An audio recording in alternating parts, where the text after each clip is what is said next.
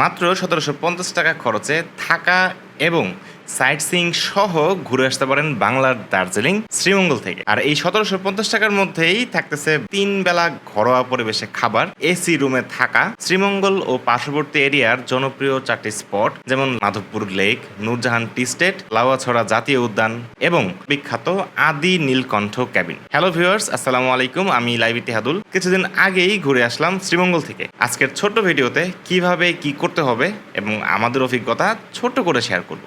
চলুন শুরু করি।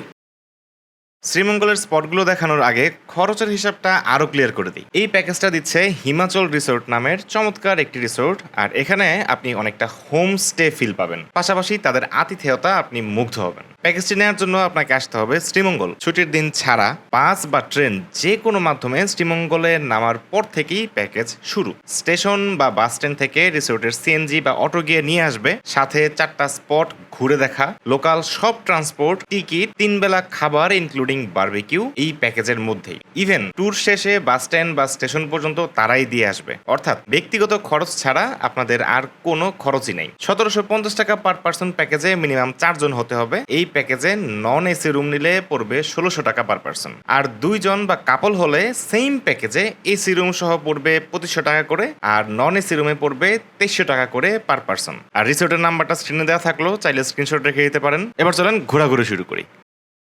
চলে আসছি মাধবপুর লেকে। দুই পাশে হচ্ছে চা বাগান, আর কোনো টিকিট লাগে না। যদি গাড়ি নিয়ে আসে, গাড়ির একটা পার্কিং টিকিট নিতে হয়। মাধবপুর লেকটা হচ্ছে মানব সৃষ্ট লেক, প্রাকৃতিক লেক না।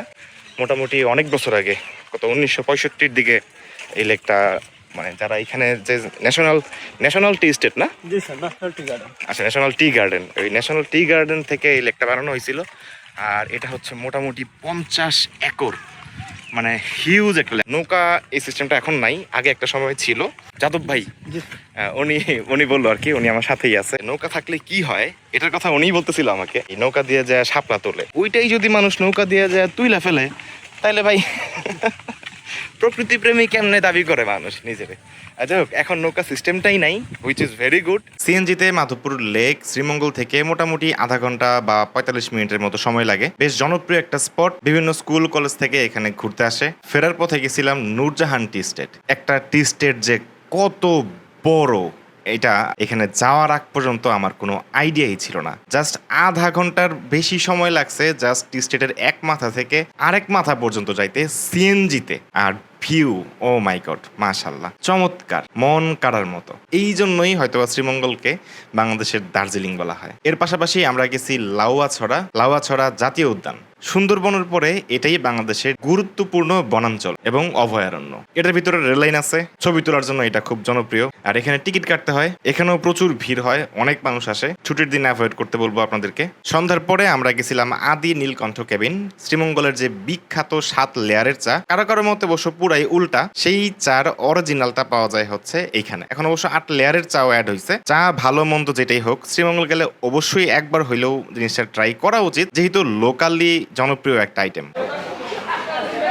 নর্মাল চায়ের মধ্যে লাগতেছে উপরের লেয়ারটা, এই যে কালারটা হচ্ছে এরকম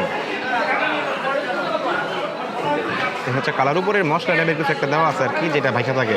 এবার আসি রিসোর্টের খাবার দাবারের ব্যাপারে। প্যাকেজের মধ্যে হলেও খাবারের কোয়ালিটি, কোয়ান্টিটি এবং টেস্ট তিনটাই বেশ ভালো। সকালবেলা সাধারণত খিচুড়ি বা পরোটা হয়, দুপুরবেলা সাদা ভাতের সাথে মাছ, ভর্তা, সবজি এটসেট্রা, চাইলে মুরগিও নিতে পারেন। আর এর পাশাপাশি রাতের বেলা চাইলে আপনি ভাতও নিতে পারেন অথবা বারবিকিউ ট্রাই করতে পারেন। এখানকার বারবিকিউটা মজা, আর প্রত্যেকটা বেলার রান্নাই আলহামদুলিল্লাহ ভালো ছিল। আর আরো একটা ব্যাপার হচ্ছে, যেটা প্যাকেজে তারা উল্লেখ করে না, সেটা হচ্ছে সিজনাল ফ্রুটস। আনারস, পেঁপে সহ টুকটাক ফ্রুটস তারা সার্ভ করছে বিভিন্ন সময়। আর সকালে ঘুম থেকে ওঠার পরে রং চা এটসেট্রা তো আছেই। তো খাবারের কোয়ালিটি ভেরি গুড। আর এর থেকেও বড় ব্যাপার হচ্ছে একদম হোমলি একটা ফিল দেয়, খুবই ওয়েলকামিং।